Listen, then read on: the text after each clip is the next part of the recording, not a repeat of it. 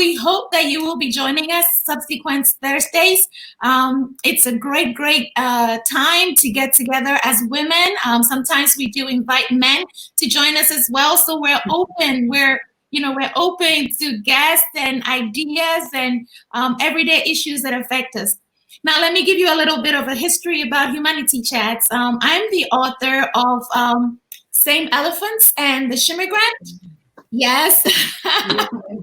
And, in my book, Same Elephants, I do talk about everyday issues. But the first page of the book actually starts with the human oath. And it says, I'm going to be reading from the book. This is Same Elephants. I'm reading from the first page. It says, the human oath. We are humans from all around the world, one kind only, and that is humankind. Mm-hmm. And, that is what we do with Humanity Chats. We just talk about human stories. And sometimes we're sad, sometimes we're glad. We do get serious, and then we do tend to have fun as well.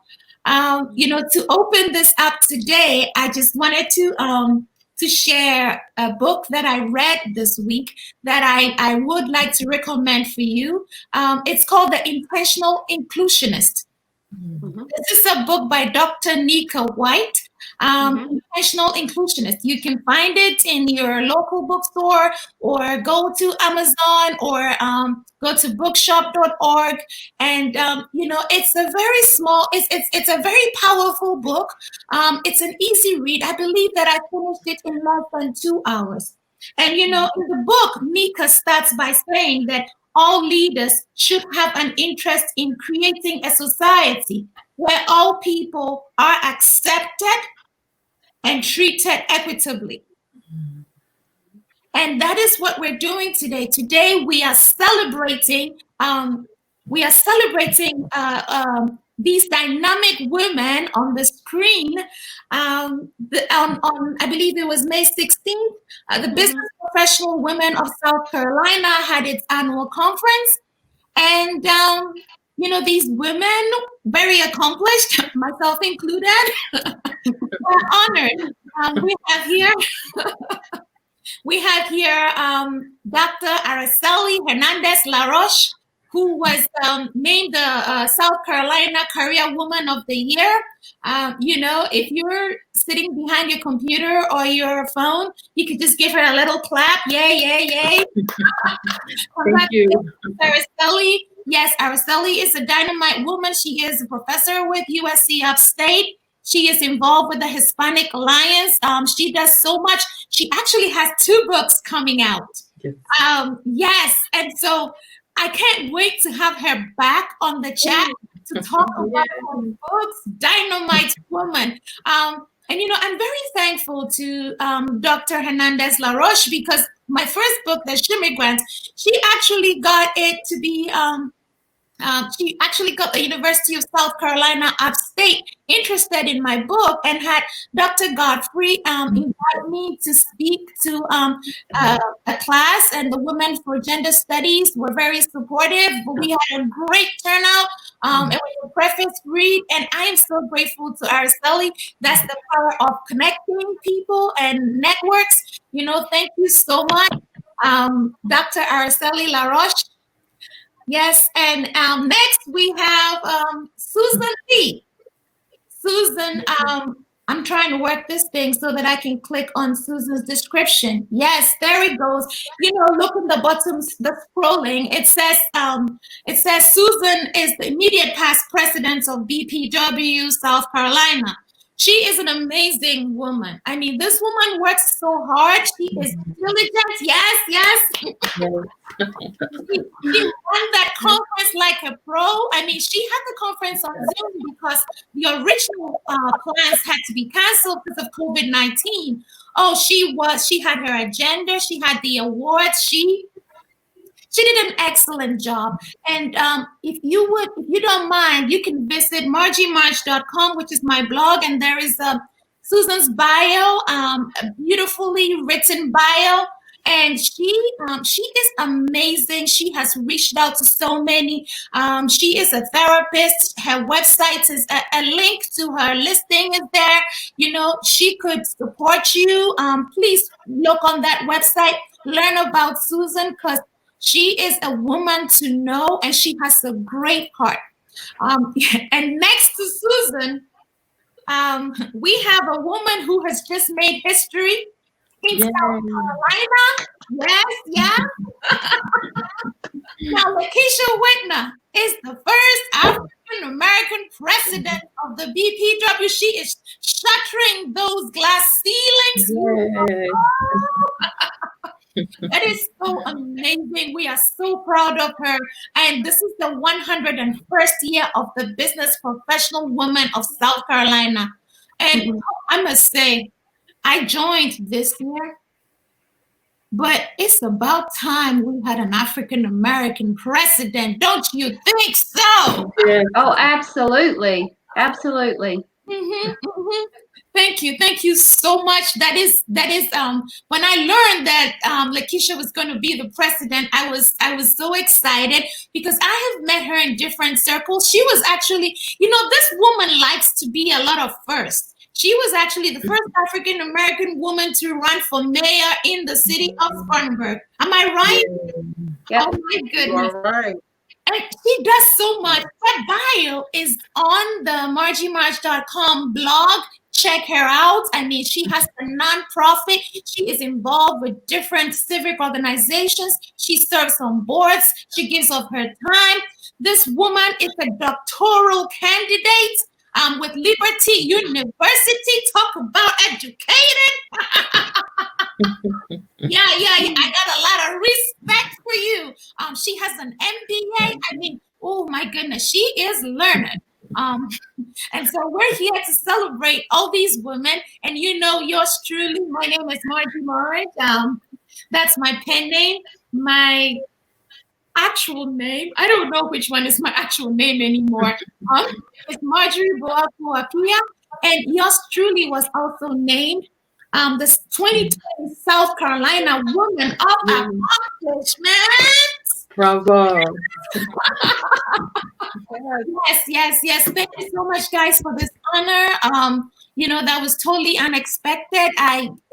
It means so much to be recognized by your fellow women. And for everything that we do out of our hearts, and we do because we love each other. But then when you have the honor of being recognized, it just adds it sprinkles some sugar on what you're doing and makes life a little bit sweeter, Yes. Thank you so much. It is such an honor to have all of us here. And, today we just wanted to talk about the importance of diversity. And we wanted to delve into leadership. We also wanted to talk about pay equity and having a seat at the table. As you can tell, these 4 women on the screen are from different backgrounds. But what we have in common is the fact that we are all humans. And we have to learn to accept and respect each other. And we have to make sure that we're shining a positive light on each other so that the world can see, so that the world can take note, so that the world can see that there are good people in this world and that we can all work together in harmony. Thank you so much. And, at this point, I think we would like to hear from Susan. Okay. Yes. Oh, I'm wrong. I didn't go by the thing. Oh, yeah. I'm sorry. That's all right. Can you talk to us about your platform briefly, Araceli? Thank you. Yes. Well, first of all, thank you so much to you, Marjy, for inviting us, for allowing us to talk about very important issues, and to invite others to join us in this conversation that hopefully we carry beyond today. And I also wanted to mention how I met you, and I met Keisha, and I met Susan, and it has to do very much with a lot of the things that I'm very passionate about. But you mentioned Dr. Nika White. I've told her this personally, that I blame her a little bit because she, the Chamber of Commerce, the Spartanburg Chamber of Commerce invited her to give talks and trainings to different organizations, businesses, about the importance of board diversity. And how also it's not just to get minorities on these boards, but really to have a critical number. And I think she cites this research that on a board, you really need at least 3 of us, minority folks, to really have a voice. And I know that, Marjy, you and I are very proud board members of the Hub City Writers. Yay! Hub City.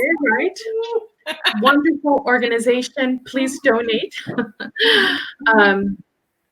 and support the mission of supporting Southern writers from all backgrounds.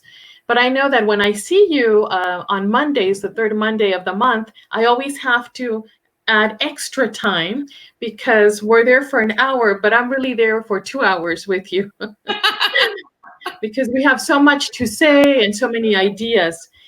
And I met Susan during Hispanic Heritage Month, and Dr. Melissa Walker was very kind to invite me to speak to business professional women of Spartanburg. And I remember feeling very nervous, and I thought, what am I going to tell these savvy, sassy women like Keisha? I'm going to bore them. What could I talk to them about? And then I thought, well, these very accomplished women, maybe they can help me spread the word about the fact that in South Carolina, according to WREN, Women's Rights and Empowerment Network, that Black and Latina women face the steepest leadership and wage gaps. A leadership gap is really also a wage gap. So I wanted, to share that message. I also wanted to share something troubling that I had just learned from a friend and someone I really admire, Gia Quiñones, a mental health expert who had been educating us in the community through Alianza Spartanburg about this alarming rate of young Latina suicide attempts, that young Latinas in the United States are most likely to attempt suicide. So here we have a wage gap, we have a mental health issue that we're not really discussing. And as a professor, higher ed is my industry.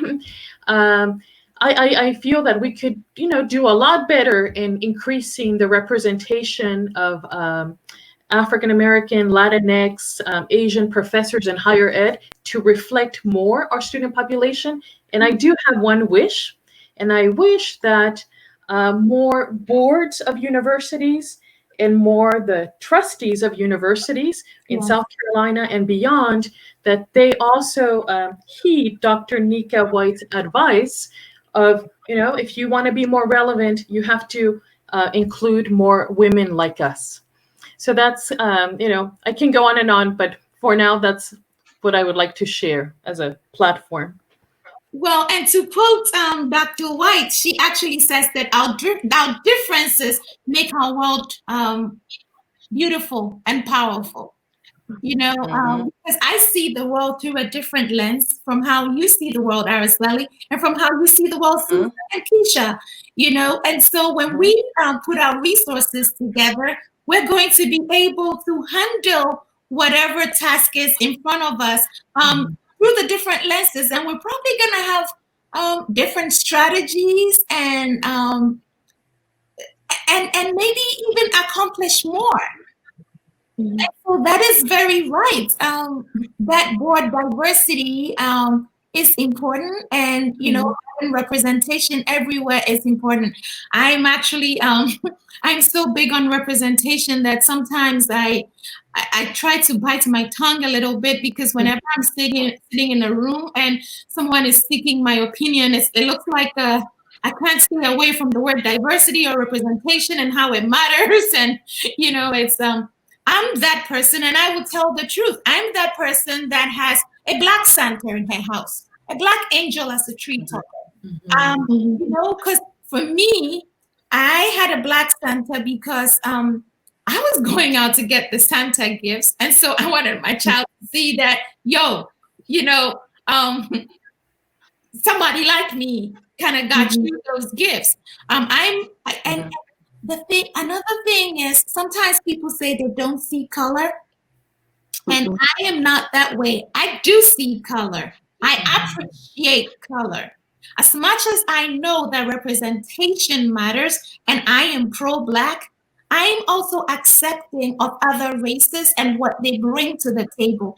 Because what we want to stay away from is changing the narrative to just focus on just one thing.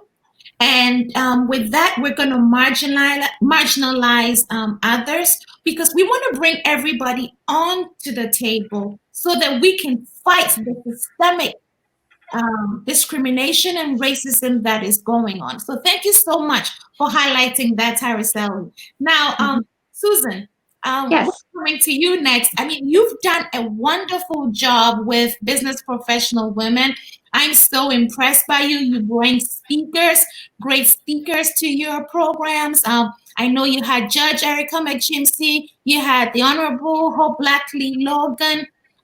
You've had Louise Fagan. I mean, you've had some astronomical women. You had the legal team that helps nonprofits.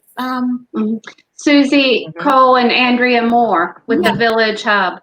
With the Village Hub, those two women are dynamite. They're and especially during this time, people are going to need their services. Yes, you've brought a lot of people to the table, and you've brought diverse people to the table. Can you please tell us a little bit more about what BPW stands for and what your vision is for what professional women can do? Sure. So Business and Professional Women of South Carolina was founded in June of 1919. It was one of several states who then went to, I believe it was Missouri, and founded the national organization. So of the state organization, the Spartanburg chapter was one of the founding chapters of the state and therefore of the national. Our mission is advocacy, education, and information for women in the workplace. We advocate for working women, and women's needs have changed over the years. You know, what a woman needed in 1925 is different than what she needs now. Back then, many of the jobs that were open to women were, you know, secretary, nurse, teacher, and that was it. But now we do have some amazing women in amazing places.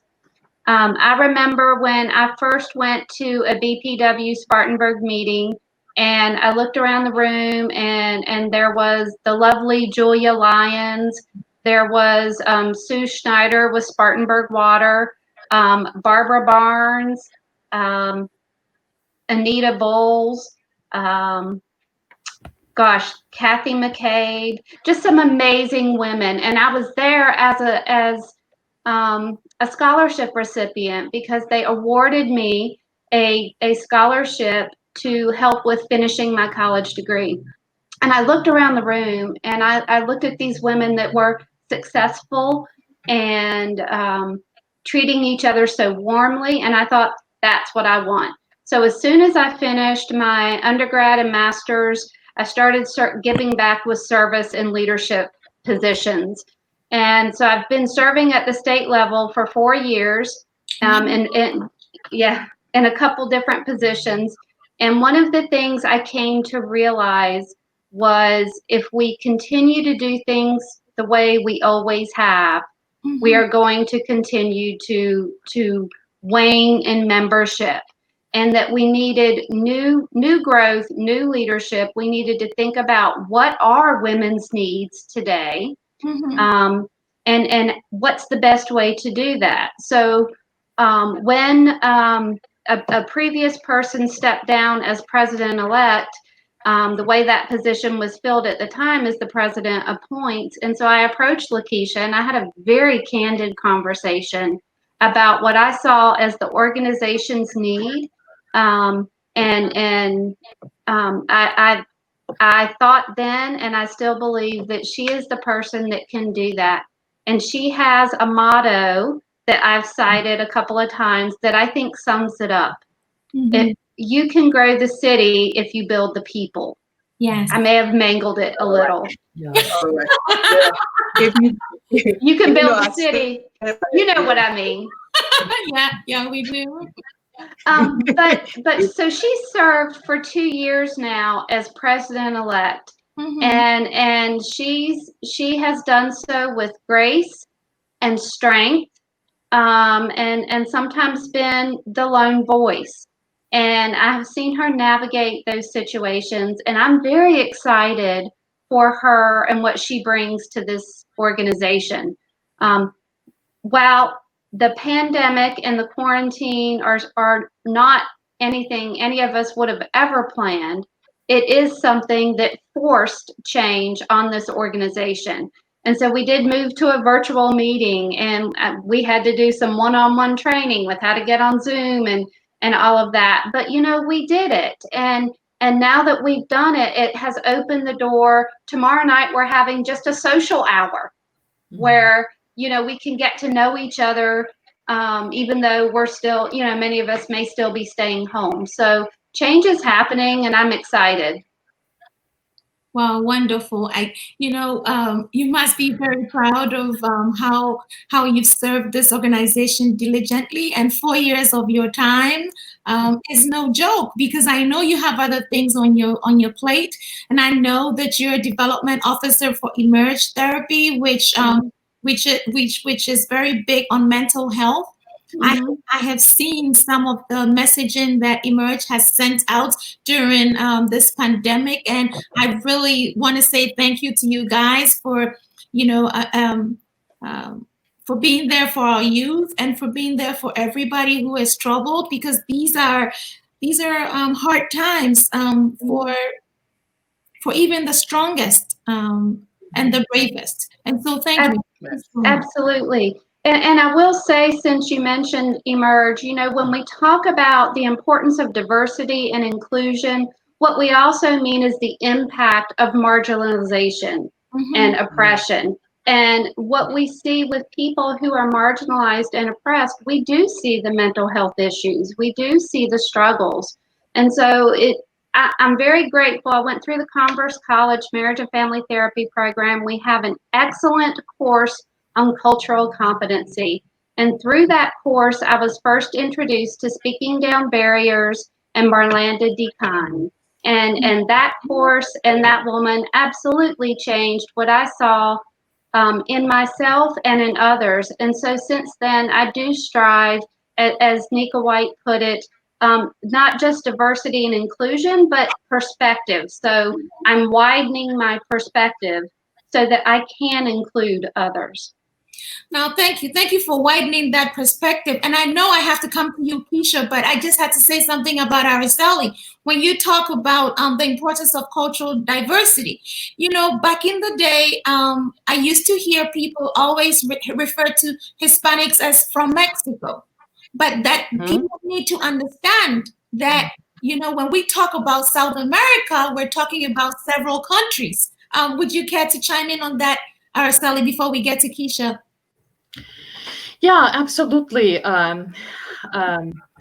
We people have been in the United States. For example, if we think about Texas, the border cross Texans and not the other way around. We have families who've been part of this country, forever, and we also have recent immigrants from all over the Americas. But I do want to take this opportunity. Any time I can, I'd like to remind folks that according to the 2010 census, we saw the biggest Latino growth in the population, 148% here in South Carolina, and really that epicenter is Spartanburg, Greer, Greenville, and also there are important pockets in Charleston and elsewhere. So what are we doing now for our school boards to represent that growth, right? What are we doing now for our boards to represent that growth? How do we increase more teachers? We know that children need to see people that look like them, that understand their culture. Oh, And thank you, Lord. that culture is not just, a Mexican one or a Colombian one or a Puerto Rican one, but really, a more wider understanding of Latino culture. And I just want to mention that Scott Neely and Speaking Down Borders have been showcasing recently this summer books about the Latino experience. So I really thank them for educating us. Wow. So now we get a shout out to Speaking Down Barriers from Susan, Barriers. from Araceli. This is great. Yeah. Amazing. There are resources out there that people may not know about. So, Speaking Down Barriers, you can check them out. Just Google Speaking Down Barriers and you would find their information. They do have talks, and I believe they've also been doing some online programs. So you could learn from them. Now, this is the thing about who you see, who you look up to. My thing is we need African American male teachers. That is my prayer, because we need to see that. And that stereotype that people have. Oh my God. If I decide to go into that, I'll probably take over our whole chat. And so at this point, I'm going to hand it over to Keisha so she can tell us about her platform. The first African American president of BPW. Yes. Thank you. Thank y'all so much. Truly an honor to be here, Marjorie, Araceli, Susan. Thank y'all again for letting me share this platform with you. You are amazing women, and I glean from each of you. Believe it or not, I met Susan through Louise Fagan at PW, and then I had the opportunity to hear Araceli speak, and I was just drawn to her. It was like, I was just amazed by what she was saying and what she was saying, and the data. We're driven by some things, but data and facts are truly there, and it was so relatable to her. And then Marjorie, I fell in love with your son. I was jealous. I said, how he get me Thomas to be his mentor? So, and that's what led to me admiring you, because we know that he is your seed, right? And he is your fruit. And so if you got good fruit, what the tree look like, right? So I'm so glad to be here with each of you. And Araceli said something that I want to share. We aspire to be what we can see, right? Mm-hmm. If there are no entrepreneurs out there creating businesses in hair care, who really wants to be that? And so not long ago, I met with Dr. Woodward, and I was telling her I used to admire her from a distance as a young girl living on Mill Street, wondering, how does she own a business? Yes. Is it really legal? Amazing. Right. Yeah. Just as a child, just wondering, how did she do it? Who pushed her? What encouraged her? Who did she sees doing it already? Right? Because we know to celebrate 100 years centennial here a couple of years ago is phenomenal for an African American business, right? And so creating those platforms are so vital to me, and reconnecting to the community and the ecosystem. I heard Barbara Corcoran from the Shark Tank, and I know her last name incorrectly, but she said this, and it was so profound, and I just want to repeat it. She said, if you're a business owner and you decide to sell the business, but your name is still associated with it, it is your business to make sure the curb appeal still fits who you are. She said one day her business she had sold the business, she walked away from it, went by, and the flowers were dying on the edge of the road. My name is still associated with the business. So if you hear Lekesa Whitner, you automatically think she's gonna have on pearls. She got on a blazer. She's probably wearing a smile, right? So the name, it should be parallel to who you are. So whoever calls your name, when they see Marjorie, they're gonna say Adams, they're gonna say Shimmigrant, they're gonna say you need to get her books. They're gonna say Araceli, she's paving the way for so many women. You need to go about the Hispanic allowance. You want to be in her presence. When they say Susan, Susan's gonna bring you down. and get you to a place where you're okay with you and your truth. So that is my platform, ladies. And again, I'm just so honored to be here and understand that we work with all different peoples and all different walks of life and such diverse backgrounds. But I think about the people that are at the lowest point in their life. Yes. We should celebrate everything they do going forward because that means they're moving up, right? If they're doing anything positive, that's a wayward up for each of those people who lived in poverty and not had the same advantages as others. Well, thank you. Thank you. Those are powerful words. Yes. And you know, you said something what you said about branding. I'm sorry, but every time I think of you, I think about you running for mayor because I think one of your usernames is Lekesa Whitner for mayor. So every time I'm like, oh, is it time to run for mayor again? So I did try to change it, and Facebook would not let me change it. It was like, you need to send your ID in. Someone must have hacked your page. I got all these emails. And so I just leave well enough alone. And when people see me out, they say, that's Lekesa Whitner for mayor, right? When it's amazing. In Cleveland, when Cleveland was open, they would say, that's the mayor. Like they would be whispering, she's the mayor, she's the mayor. And I would want to say, no, I'm not there, but I wanted to encourage them to be me, right?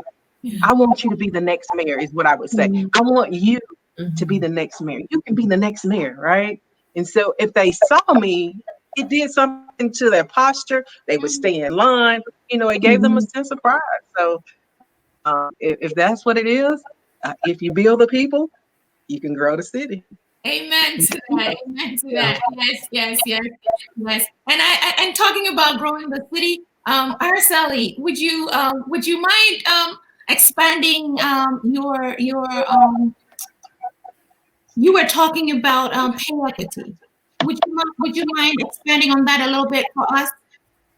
Yes, I'm sorry. Did you say pay inequities?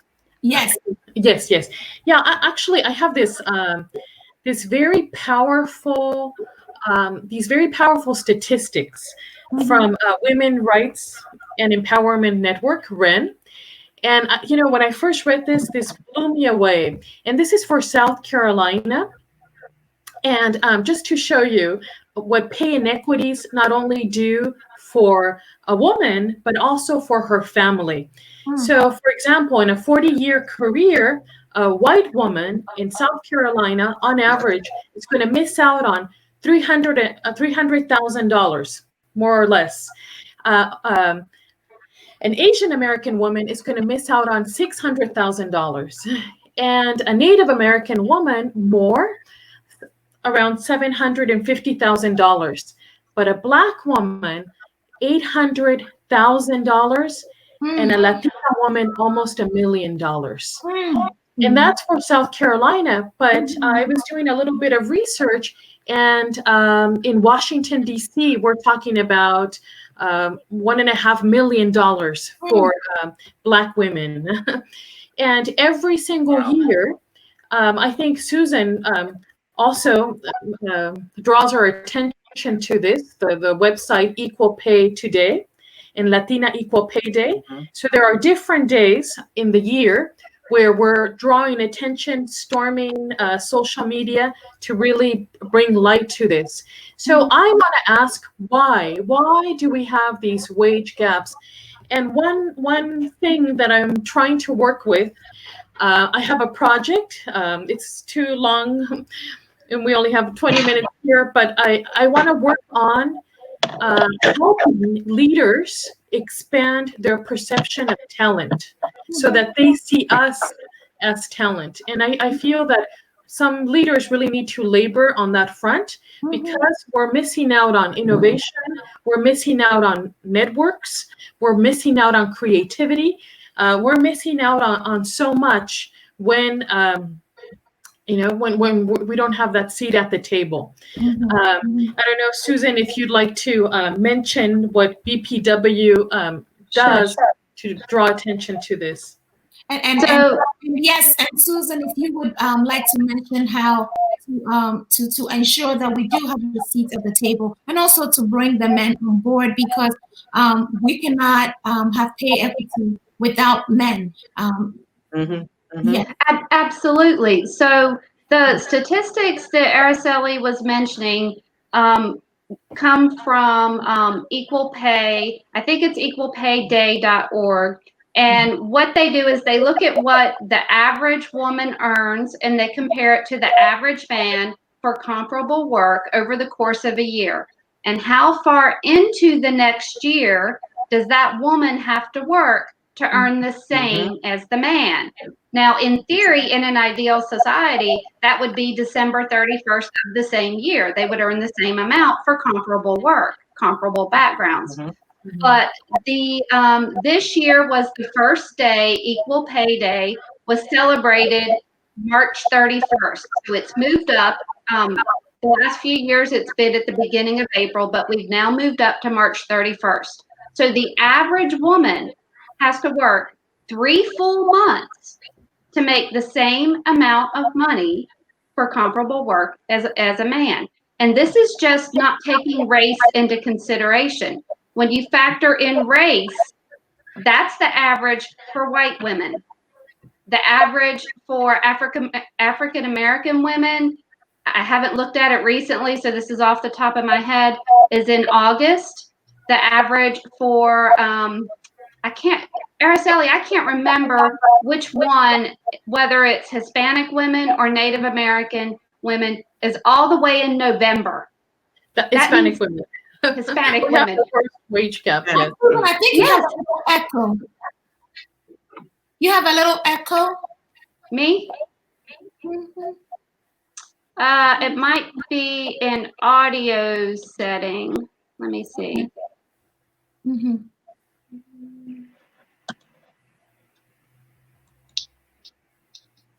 Let's go No, ahead. but as Susan is checking that, I do have to say that we need men to, we need very powerful allies. And can I just share, I have many wonderful colleagues, but I have one colleague, I want to hug him because he, every time we're at a meeting, or sometimes I write a report and I don't get credit, he makes sure that he repeats, as Araceli said. Well, I just want to, I remember that one of the questions you wanted to talk about is networks.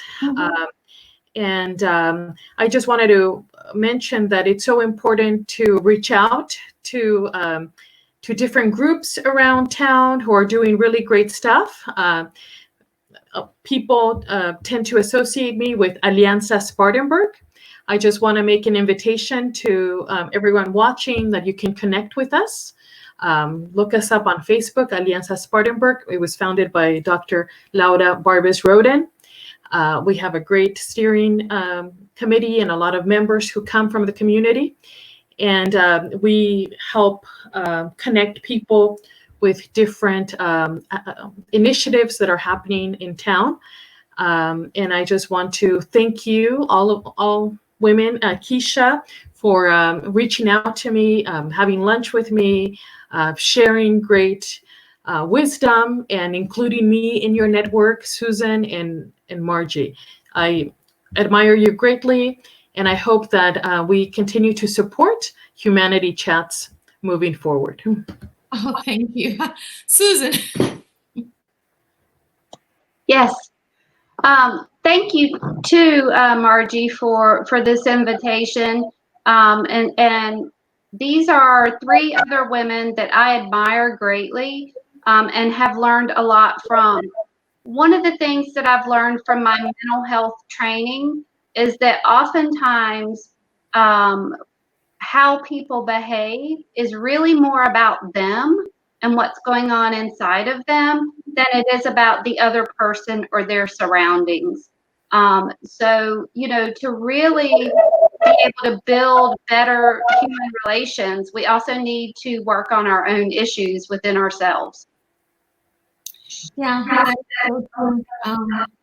because sometimes we do project onto others, and so that is very true. Thank you for sharing those words. Keisha. Yes. So I would say be the change you want to see. I think Gandhi may have said that, but be the change you want to see. And remember, everybody comes with something. We don't know what that something is, but love them anyways, respect them anyways.